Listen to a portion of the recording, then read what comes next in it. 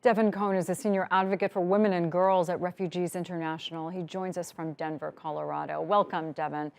So would you say that this latest bombing of a maternity and children's hospital is something of a turning point as the world watches and sees what Russia is capable of, that they have not been meeting the responsibilities of ceasefires or humanitarian corridors throughout this?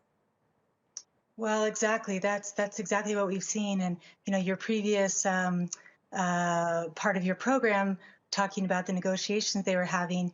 It's hard to believe negotiations are in good faith when humanitarian corridors that have been set up or ceasefires that have been set up have been violated. And so, yes, this bombing of a maternity ward is horrific and really disturbing. It's also against international law, and so Russia needs to be held accountable, but I don't know if it's a turning point, but it certainly demonstrates the lengths they're willing to go to really terrorize civilians and even civilians that are giving birth. So we see millions of people already having left Ukraine. It could be up to 5 million by the middle of the summer. I think, as you see pictures of these people fleeing, you see them arrive somewhere else and you think, okay, great, well, at least these people are safe. But knowing what you know, give us a sense of how their lives are changed, in some cases, long term. Well, thanks for asking that question because again, the needs that are being met right now are really immediate needs, getting people safety, getting people water, food, shelter, even clothing, sleeping bags, for people who have crossed borders in the middle of the winter as it is now.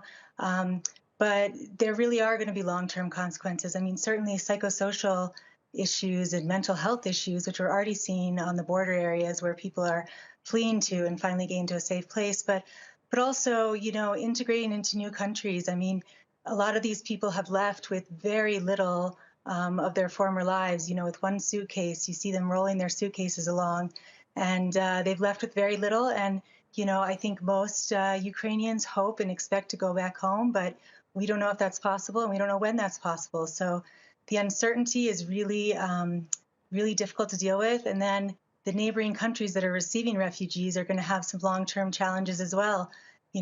Providing people with language training and integration and recertifications of their previous, skills for employment.